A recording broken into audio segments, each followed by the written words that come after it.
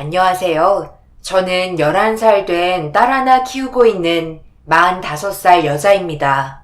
얼마 전 경찰서에 전화가 와서 조사를 받고 왔는데요. 담당 형사가 저에게 건네준 증거 물품의 사진 한 장을 확인하고 엄청난 충격을 받은 적이 있었어요. 혼자 경찰서 가는 게 두려워서 남편도 데리고 갔었는데 옆에서 함께 확인을 했던 남편 또한 그 자리에서 털썩 주저앉아 버렸었죠. 정말 말도 안 되는 사진이었어요. 그리고 엄청난 소름이 돋게 되면서 10년 전 있었던 날들이 전부 떠올랐어요. 퍼즐이 하나하나 맞춰지더니 저도 모르게 눈물이 비오듯 흘러내렸습니다. 모든 진술을 끝낸 뒤 남편과 집으로 돌아와서도 넋이 나가서 한동안 멍하니 있을 정도였어요. 그만큼 정신적인 충격은 상당했었습니다. 살면서 이런 일이 저에게 일어날 거라곤 전혀 생각하지 못했는데 막상 닥치고 나니 어떻게 해결을 해야 할지 모르겠어요. 인생 경험이 많으신 분들의 도움이 필요합니다. 지금으로부터 10년 전 저희 가족에게 많은 변화가 찾아오는 날이 있었어요. 항상 화목한 건 아니었지만 그래도 큰 사건 사고 없이 무난한 삶을 사는 집안이었죠. 그런데 어느 날 시부의 전화 한 통을 받고 급하게 남편과 시댁으로 향하게 되었어요. 아버지, 이게 무슨 일이에요? 갑자기 엄마가 쓰러졌다뇨? 그럼 일단 119에 신고를 하셨어야죠. 왜 저희한테 먼저 전화를 하신 거예요? 여보, 일단 당장 구조대에게 연락부터 해. 지금 현재 머리를 크게 다친 것 같다고 서둘러 와달라고 전해줘. 내가 그런 거 아니야. 나는 그냥 돈을 주지 않길래 서랍에 있던 통장을 가지고 가려다가 이렇게 된 거라고. 잡지 말라고 했는데 끝까지 내 팔을 놓지 않길래 뿌리쳤는데 넘어지면서 테이블 모서리에 머리를 부딪히게 된 것 같아. 그냥 달라고 했을 때 넘겨줬으면 이런 일도 생기지 않았을 거라고. 나는 지금 급하게 가봐야 하니까 너희들이 뒤처리 좀 해줘라. 알겠지? 지금 상황을 이렇게 만들어 놓고 어디를 가시겠다는 거예요? 절대 못 나가세요. 그리고 그 통장 이리 주세요. 엄마가 힘들게 저축해 놓은 걸 왜 갑자기 가지고 가겠다는 거예요? 설마 아버지, 그 사람 만나러 가는 거 아니죠? 왜 말을 못 하세요? 정말 그 여자 만나러 가는 거예요? 엄마 이렇게 만들어 놓고 제정신이에요? 절대 못 나가니까 경찰들 올 때까지 기다리세요. 그날 시부와 남편이 처음으로 몸싸움이 일어나게 되었고 결국 집 밖을 뛰쳐나가셨습니다. 뒤도 안 돌아보고 도망을 치시는데 그 모습을 보고 있던 남편은 눈물을 흘리면서 정신을 잃은 시모를 계속해서 불렀지만 깨어나지 못하셨습니다.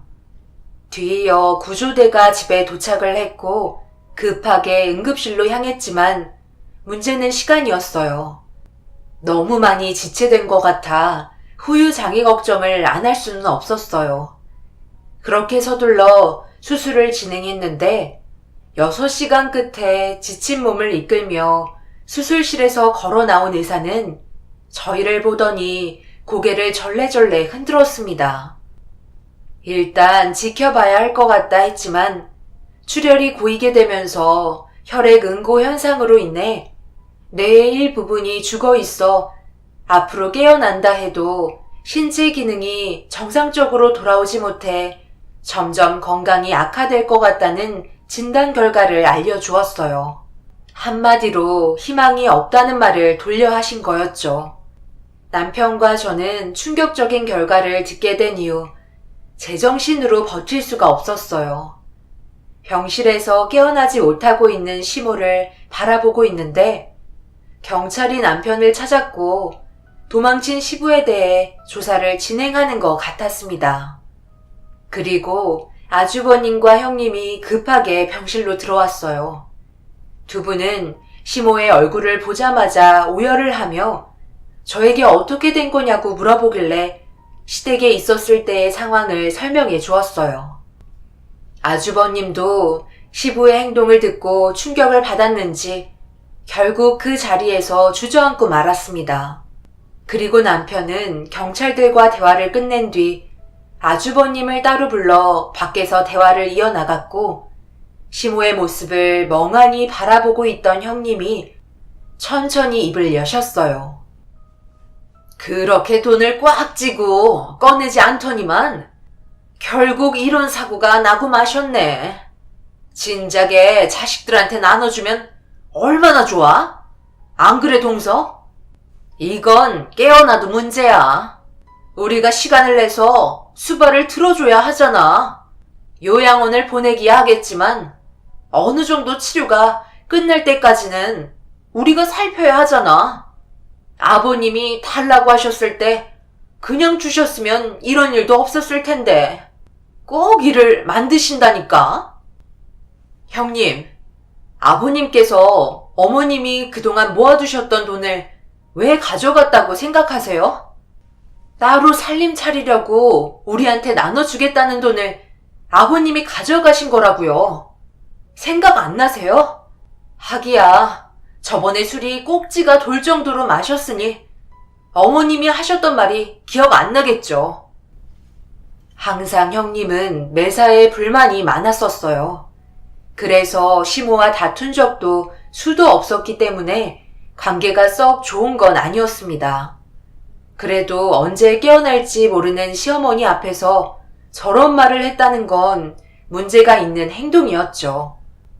그래서 불만 섞인 말을 툭 던졌는데 그게 기분이 나쁘셨는지 병실에서 윗사람에게 대들었다며 갑자기 난리를 치셨습니다. 때마침 아주버님과 남편이 형님의 언성 높아진 목소리에 들어오셨고 저를 향해 삿대질을 하며 화를 내는 모습을 보곤 난리가 나게 되었어요. 서로 말은 안 했었지만 안 좋은 감정들을 묵묵히 쌓아오고 있었는데 하필 그날 터지게 된 거였습니다. 결국 형님의 말실수 하나로 시모 앞에서 집안 싸움으로 번지고 말았어요. 그래도 시모 앞에서 싸우는 것 보여주고 싶지 않았는지 아주버님과 형님이 먼저 자리를 피했고 저희는 시모의 곁에서 한참 동안 머물러 있었어요.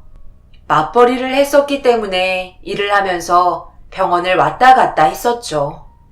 그런데 또 하나의 문제는 시부의 행방을 찾는 게 쉽지 않았는지 몇 달의 시간이 지날 동안 조금의 단서도 얻을 수가 없었고 6개월이 지날 시점에 시모가 정신을 차리셨다는 소식을 근무 도중 접하게 되면서 회사에 양해를 구하고 급하게 병원으로 향하게 되었어요. 그런데 저희와 사이가 틀어진 이후 단 한 번도 병실에 발을 들여놓지 않았던 형님이 저보다 먼저 도착해 있었더라고요. 기분이 썩 좋지 않았지만 서로 건들지 않으면 될 것 같아 신경 쓰지 않고 눈만 꿈뻑거리는 시모의 몸을 닦아드렸습니다. 다행히도 제 목소리가 들리시는지 시모를 부르는 소리에 눈동자가 반응을 해주었어요. 의사도 앞으로의 시간이 더 중요하다면서 최대한 신경 써서 좋은 결과를 얻을 수 있게 노력하겠다며 시모의 상태를 살핀 뒤 병실을 나가셨어요. 형님은 시모를 한참 동안 빤히 쳐다보고 있었는데 잠시 화장실을 다녀온 뒤 돌아가셨는지 더 이상 보이지 않았습니다. 앞으로 시모가 빠르게 회복을 할 수 있게 남편과 제가 많은 노력을 쏟아야 될 것 같아 서로의 컨디션을 조절해야 했기 때문에 번갈아 가면서 돌봐드렸었어요. 정말 다행히도 저희가 많은 정성을 쏟고 최선을 다해 돌봐드린 만큼 시모의 건강 또한 점점 좋아지는 걸 확인할 수 있었고 병원에서도 긍정적인 반응을 보여주셨습니다. 그리고 거의 웬만한 건 눈동자로 소통할 수 있을 정도로 좋아지셨지만 몸을 움직이거나 말을 하는 건 더 많은 시간이 필요했었고 시부의 행방을 알기 위해 경찰서를 자주 왔다 갔다 했던 남편은 병실에 올 때마다 이런저런 소식을 알려주었지만 시부가 도망쳤을 당시 통장의 돈 또한 전부 증발되었었기 때문에 시모를 버리고 다른 지역에서 새 살림을 차렸다고 생각할 수밖에 없었어요. 오늘 이렇게 한자리에 모이자고 했던 이유는 일단 아버지 행방을 아직까지 모르기 때문에 손을 좀 써야 할 것 같은데 사람을 시켜 도움을 받으려고 생각 중이거든? 그런데 우리끼리 일을 진행하는데 아무래도 무리가 좀 있다 보니까 형도 같이 좀 도와줬으면 좋겠는데 금전적인 부분이 너무 커서 말이야. 남일도 아니고 아버지 일이잖아. 어떻게 해서든 다시 제자리로 돌려놔야 왜 이렇게까지 했는지 정확하게 파악할 수 있다고. 그리고 엄마 몰래 다른 여자 만났다가 몇 번 들킨 적이 있었잖아. 그 여자의 행방도 찾아봐야 할 것 같아서 우리 손에서 많은 무리가 올 것 같아. 형이 그 여자를 찾아봐 줄 수 있겠어? 나는 아버지 찾는데 심부름센터에 도움을 요청해 보도록 할게. 우리가 이럴 때 뭉쳐야지, 안 그래? 당신 아무 말 하지 말고 가만히 있어. 내가 대신 얘기할게. 우리도 지금 형편이 어려운 거 잘 알고 계시죠? 심부름센터 고용하는 게 얼마나 많은 돈이 지속적으로 들어가는지 알아요? 정확한 금액은 알 수 없지만 우리가 그렇게까지 무리하면서 찾을 필요는 없다는 거예요. 경찰에게 신고를 했으니까 그냥 기다리면 되는 것을 왜 설레발쳐서 힘들게 모은 돈을 쓸데없이 날려야 하는 건데요? 그렇게는 못하니까 도련님이 그건 알아서 했으면 좋겠어요. 이런 걸 우리한테 강요하지 말라는 거예요. 정말 너무하신 거 아니에요? 지금 돈이 문제가 아니잖아요. 일단 아버님을 찾아야 통장에 있던 돈의 행방도 알게 되고 바람났던 그 여자도 잡을 수 있는 거잖아요. 형님은 왜 하나만 알고 둘은 모르세요? 어쩜 끝까지 이기적이시네요. 그만들 좀 해. 왜 이렇게 만나기만 하면 못 잡아먹어서 안달인 거야? 당신 한 번만 더 이 뻥끗하기만 해봐. 그땐 내가 가만히 있지 않을 거야. 알겠어? 내 생각도 똑같아. 일단 아버지를 찾아야 모든 게 해결될 수 있겠어. 통장에 돈을 찾았던 은행 주위로 수색 범위를 넓히고 있지만 내가 봤을 때 확실히 다른 지역으로 넘어가신 것 같아. 아이고, 형제지간 왜 좋다고 소문이라도 나겠어. 언제부터 이렇게 똘똘 뭉쳤다고 그래? 정작 일이 벌어지고 나서 움직이면 뭐 하자는 건데? 이럴 거면 평소에나 잘하지 그랬어. 정말 웃기는 집안이구만. 그리고 당신 지금 나한테 소리친 거야? 가만히 안 있으면 어쩔 건데? 이혼이라도 하게? 하나도 안 무서우니까 이혼하려면 해. 나는 절대 돈 나가는 꼴 못 봐. 남편은 최대한 빠르게 해결하자는 취지에서 서로 좋게 풀어나가려 했는데 이번에도 역시 형님의 생각 없이 뱉어대는 말들 때문에 서로의 감정이 상하고 말았어요. 남편도 화가 머리끝까지 올라왔던지 차라리 이혼하고 사는 게 속 편하지 않겠냐며 둘 사이를 갈라놓고 싶어 했어요. 결국 우리가 원하는 대로 이루어지지 않아 답답하기만 했었어요. 그리고 시간이 흐르면 흐를수록 좋아질 거라 기대했던 시모의 몸 상태는 괜찮아질 거라 생각했는데 어느 시점부터 멈춰 있는 것 같더니 머리에 문제가 생겼는지 건강 상태는 점점 더 악화가 되어갔습니다. 결국 자신도 시간이 많지 않다는 걸 느끼고 계셨는지 유일하게 시모와 의사소통을 할 수 있는 눈동자의 도움을 받아 앞으로의 재산들을 나눠주려 준비를 하셨어요. 그런데 시골 분이시라 시댁 재산이 많은 것도 아니었지만 그나마 돈이 될 만한 땅을 아주버님과 형님에게 주겠다는 유서를 적으셨고 저와 남편에겐 시부모님이 사시던 시골집을 넘겨주셨어요. 형님은 조건이 마음에 들었는지 한 번도 불만을 표하지 않으셨고 그런 모습을 보고 있던 저는 너무 속이 터져 남편과 집에 들어와서 한참 동안 이 문제에 대해 속상함을 털어놨어요. 그래도 그렇지. 이건 정말 너무하신 거 아니야? 형님에게 주신 땅은 분명 나중에 개발이 될 수 있는 좋은 위치의 땅이라고. 주변에서도 노른자 땅이라는 소문이 많았었는데 그걸 왜 줬는지 나는 이해를 할 수 없겠어. 정작 맨날 병원에 들려 어머님 분유 받아내며 굳은 일 한 건 전부 나였잖아. 병원에 찾아오지도 않던 형님이 왜 그 땅을 가져가야 하는지 나는 정말 모르겠어. 생각이 있으셨겠지. 그리고 그 땅을 우리에게 줬다면 형수님이 가만히 있었을 것 같아? 어떻게 해서든 뺏으려고 난리를 쳤을 거야. 그리고 그 땅이 없어도 지금까지 잘 살아오고 있었잖아. 우리 엄마도 당신한테 매일 고마워하고 있을 거야. 저렇게 누워 계시기 전에 얼마나 당신에게 잘해주셨어. 너무 서운하게 생각하지 말고 지금에 만족하며 살아가도록 하자. 우리에게도 분명 좋은 날이 올 거라고. 남편은 상해버린 제 감정을 추슬러주기 위해 옆에서 좋은 말만 해주었어요.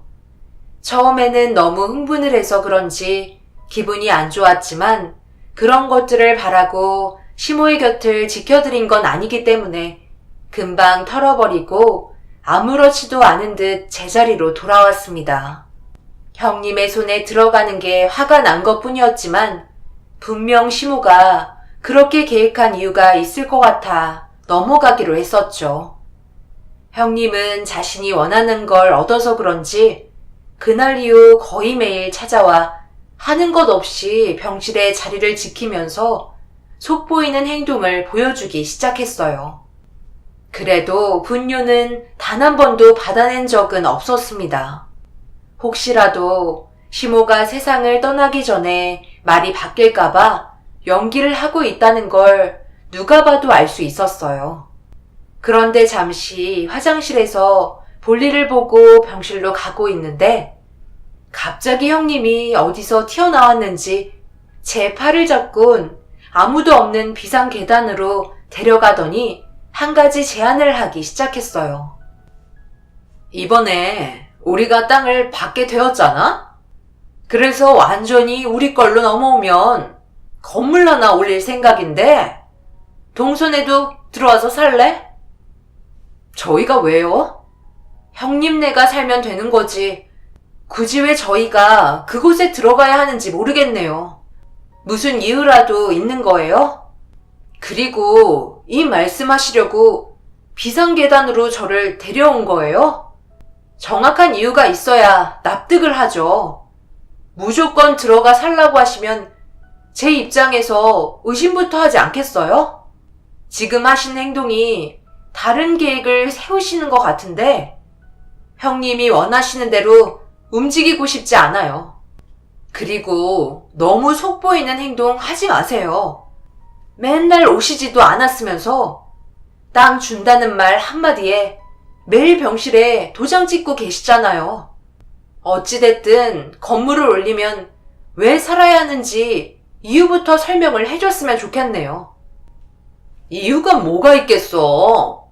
그냥 동서 그동안 고생했고 우리 대신 많은 것들을 해왔잖아. 그거에 대한 보상이라고 생각하면 되지. 그렇다고 그 건물이 동서네 거라는 게 아니라 그냥 층 하나를 빌려주겠다는 거야. 솔직히 지금 사는 집 너무 좁아 터졌잖아? 갑자기 변해버린 형님의 행동들이 이해할 수 없었어요.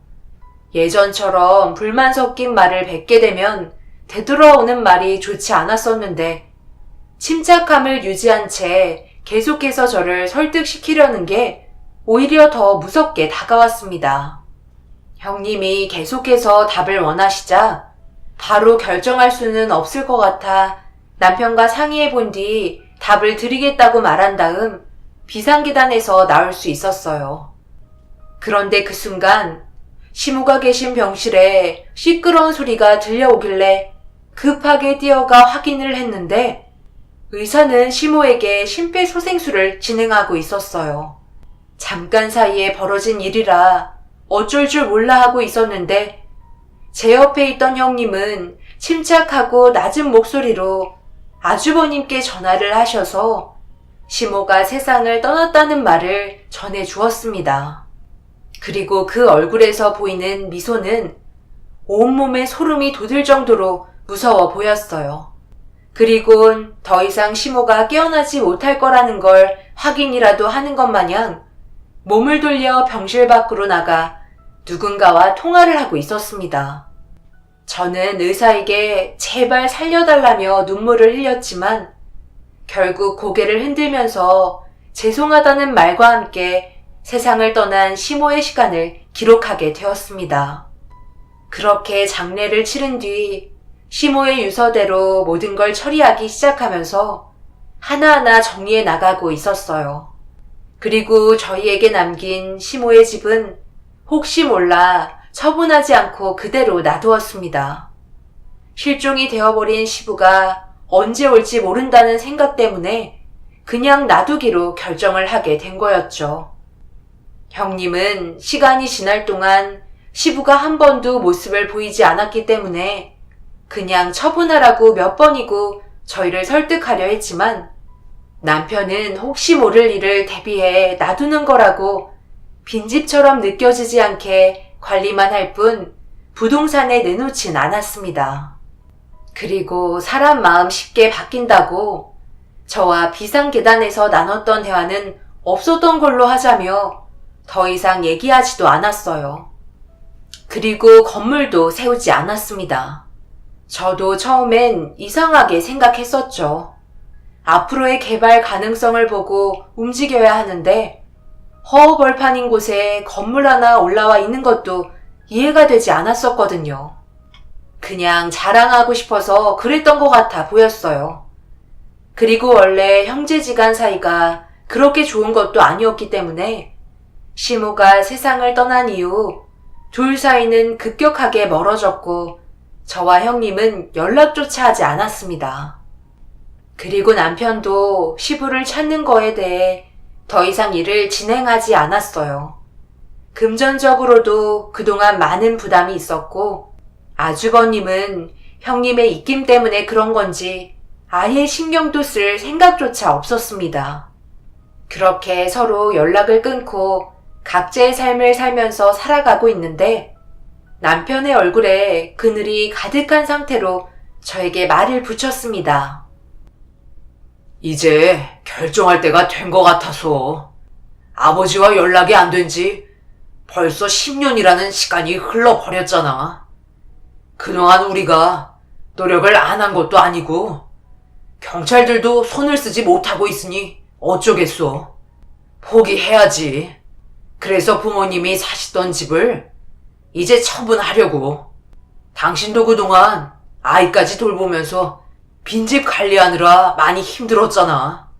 조만간 안에 있는 물건 전부 정리하고 부동산에 내놓을 거야.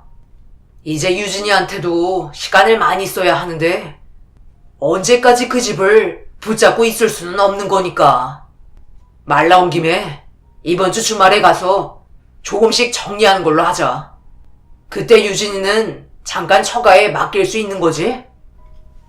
결국 남편은 시부모님이 살던 집을 처분하기로 마음을 먹은 듯 했어요. 그래서 주말에 함께 시부모님 집에 찾아가 필요 없는 물건들은 전부 처리하기 시작했죠. 그동안 살아왔던 세월의 흔적들을 치워나가는데 뭔가 느낌이 이상하더라고요. 10년이라는 시간이 지났었지만 뒤돌면 시어머니께서 저희를 반겨주실 것 같은 느낌이 들었고 그동안 함께하면서 추억을 남기기 위해 찍어두었던 사진들도 발견되면서 결국 참아왔던 눈물이 흐르고 말았습니다. 세월이 흐른 만큼 감정도 무뎌졌다 생각했는데 저만 그런 게 아닌 남편도 시모의 사진을 품에 안은 채 오열을 하고 있었어요. 그렇게 한참 동안 버릴 물건들을 마당으로 빼고 방에 있는 물건들도 마저 정리를 하려고 시모의 방에 들어갔는데 화장대 위에 볼펜 하나가 올려져 있길래 좀 특이하게 생긴 거라 주워들었고 이리저리 만지며 누르는 순간 볼펜에 빨간불이 들어오는 게 제 눈에 띄었습니다. 순간적으로 너무 놀라 이리저리 살피다가 다시 만지니 작동이 멈췄는지 빨간불이 꺼지길래 남편에게 물어보려 급하게 나가려다 화장대를 발로 툭 치게 되면서 서랍이 열렸고 열린 틈 사이로 보인 건 다름 아닌 제 손에 쥐고 있던 볼펜과 똑같은 것들이 수십 개는 들어가 있었습니다. 모두 다 똑같은 제품이었고 시모의 화장대 안에 왜 이렇게 많은 볼펜들이 가득 들어있는지 의심이 되기 시작하면서 급하게 남편을 불렀어요. 다급하게 부르는 목소리에 놀란 남편이 시모의 방으로 들어오자 화장대에 들어있는 볼펜들을 전부 보여주었습니다.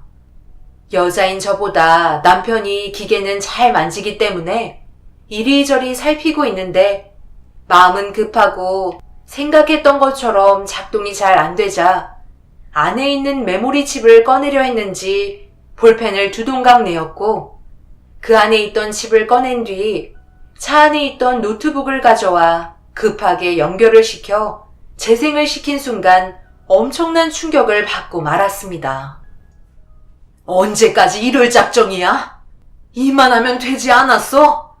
제발 나이값 좀 하라고. 애들 보기에 부끄럽지도 않아?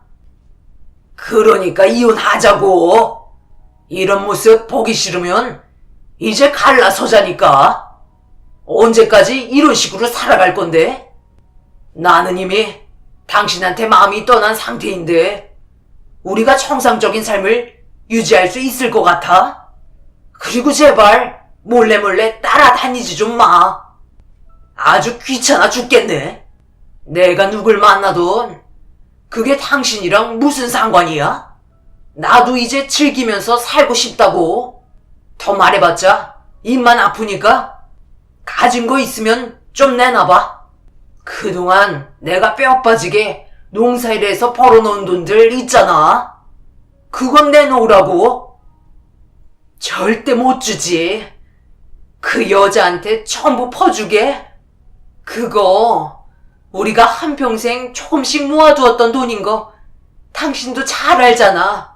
애들 힘들 때 도와주려고 지금까지 힘들게 모아둔 건데 그걸 새파랗게 젊은 여자한테 갖다 바치겠다고? 당신 제정신이야? 내가 정말 멍청했지. 당신이 뭐가 좋다고? 그동안 모든 것들을 전부 다 당신 앞으로 명의를 돌렸으니까 그렇게 하지 않았다면 여기 있는 것들 전부 다 진작에 팔아먹었을 텐데. 그래도 통장은 내 명의로 되어 있으니까 빨리 내놔. 그렇지 않으면 나도 더 이상 말로 안 해. 절대 못 줘. 이건 애들 거라고. 여기에 들어있는 3억은 그동안 땀 흘려 힘들게 모아둔 건데 내가 왜 그 여자한테 줘야 돼? 당신이랑 나랑은 끝이라니까. 다른 건 전부 건들지 않을 테니까 통장만 내놔. 이 사람이 이거 안 놔? 오늘 갈 때까지 가보자는 거야? 그 순간 쿵 하는 엄청나게 큰 소리를 끝으로 시모는 더 이상 아무런 말소리가 들리지 않았어요. 그리고 뭔가를 열심히 찾고 있는 듯한 소리가 계속 들렸고 시부의 당황한 목소리가 그날의 긴박함을 알 수 있었습니다. 그리고 뒤이어 시부는 남편에게 전화를 한 다음 저희가 도착하자마자 급하게 도망을 친 거였죠.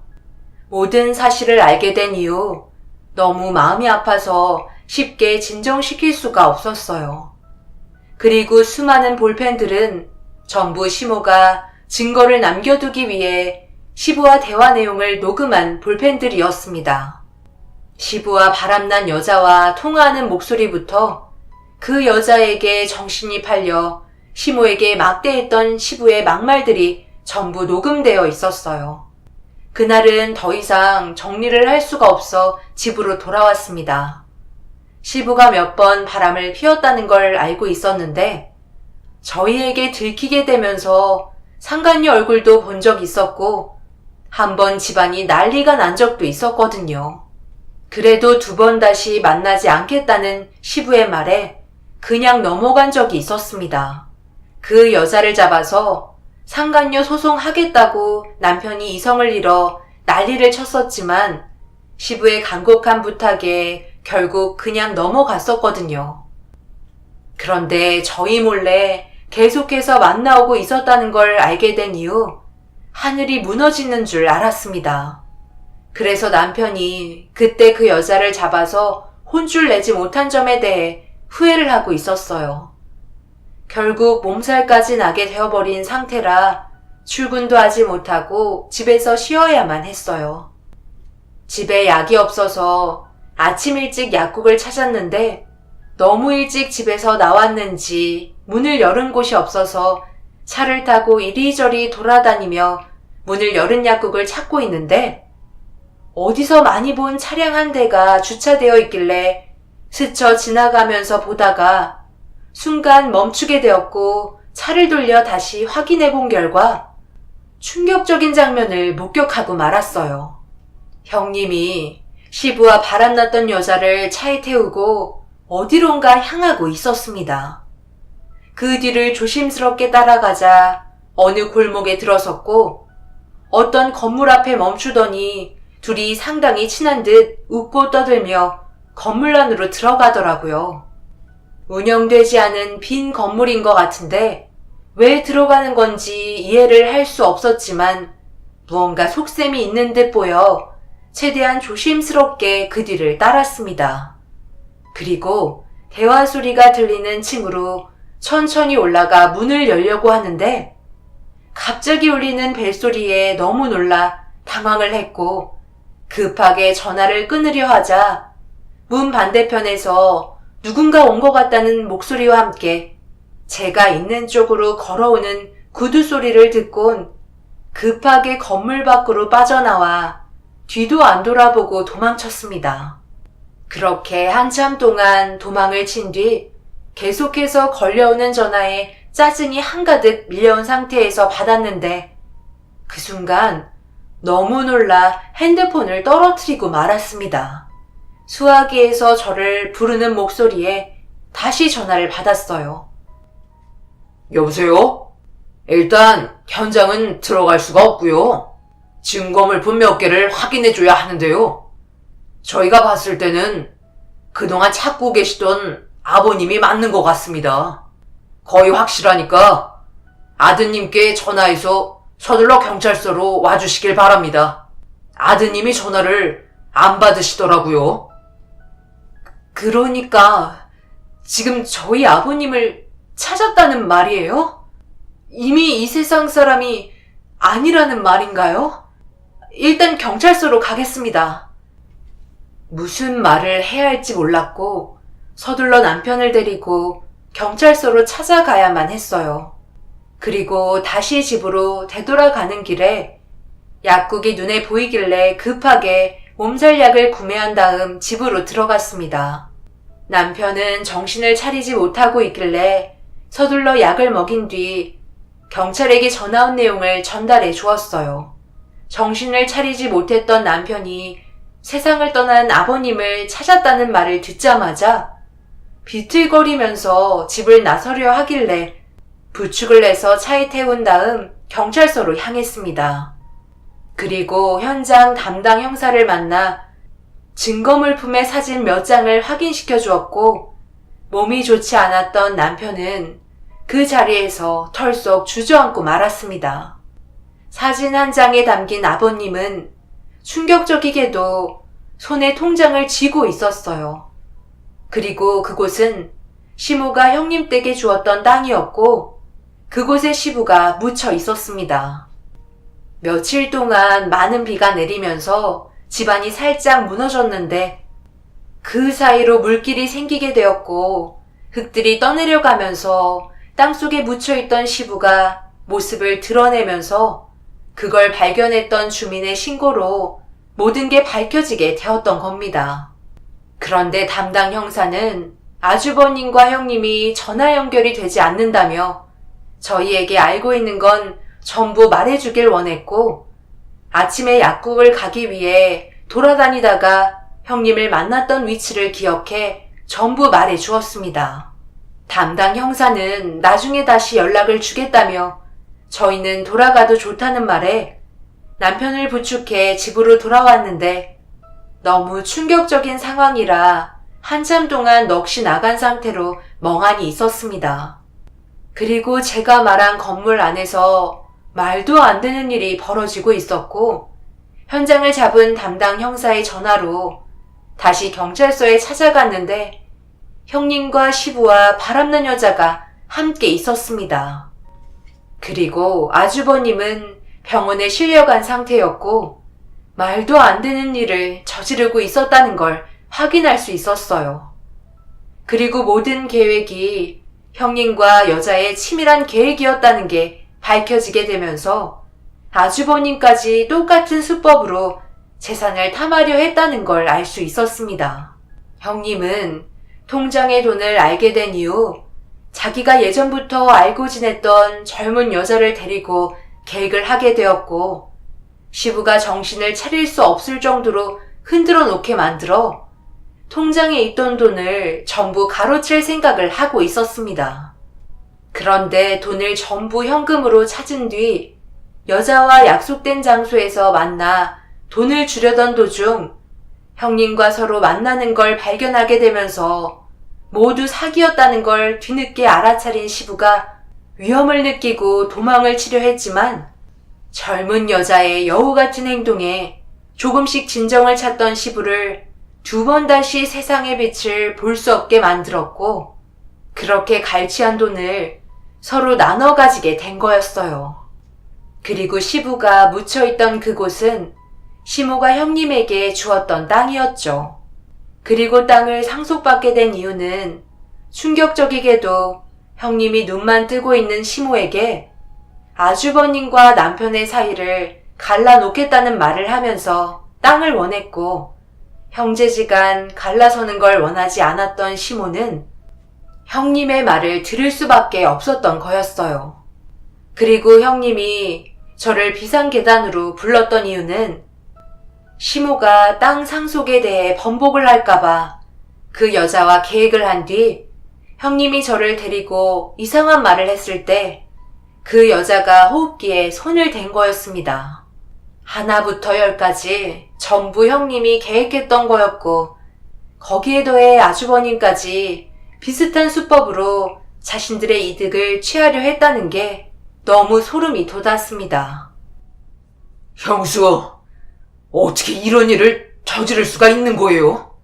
동물보다 못한 행동을 어떻게 아무렇지도 않게 계획할 수 있냐고요? 지금까지 이 집에서 날 며느리 취급했어? 너희들 전부 무시하면서 대우해준 적 없었잖아. 그런 걸 보고 싶지도 않았고 이 집안을 무너뜨리고 싶었어. 어차피 늙어 세상 떠날 거 좀 더 일찍 떠나게 해준 건데 뭐가 잘못됐다는 거야? 그리고 당연히 돈은 우리가 윗사람이니까 가져가야 하는 게 맞는 거라고. 얼마나 된다고 그걸 나눠? 너희들은 나를 몰라. 지금까지 가난에 찌들어 살아왔던 나를 모른다고. 전부 다 내 거야.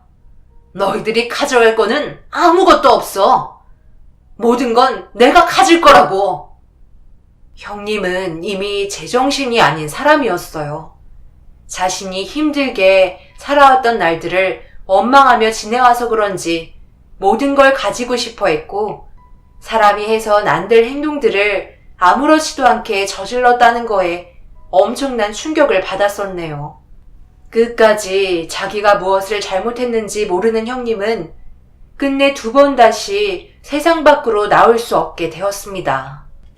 구치소에 들어가기 전에도 지금까지 자신이 물리적으로 가지게 된 재산들이 다른 사람에게 넘어갈까봐 걱정을 하고 있었어요. 저희 가족들에게는 미안하다는 말 한마디조차 없었습니다. 그리고 같이 계획을 했던 그 여자 또한 오랜 기간 구치소에서 수감 생활을 해야만 했어요. 결국 10년의 시간 만에 사건이 해결되었지만 정신적인 충격에서 헤어나오지 못하는 아주버님은 아직까지 정상적인 생활을 하지 못하고 계세요. 믿었던 사람에게 받은 배신이 상당히 크게 다가온 것 같아요. 하루빨리 털어버리고 일어나셨으면 좋겠습니다. 그래도 큰 문제 없이 다치지 않은 게 다행이라고 생각합니다. 만약 여기에서 멈추지 않았다면 아주버님이 세상을 떠나고 저희에게까지 문제가 생겼을지도 모른다는 상상을 하게 되니 너무 무섭고 끔찍하더라고요. 한평생 그곳에서 자기가 무엇을 잘못했는지 느꼈으면 좋겠어요. 제 사연을 들어주신 분들, 인간관계는 넓혀가는 게 아니라 솎아내고 걸러내고 가려내서 좁혀가는 거라고 하죠. 여러분들께서도 자신의 삶에 문제가 되는 사람이 있다면 나중에 더 큰 피해가 오기 전에 결단력 있게 행동하시길 바랍니다. 감사합니다.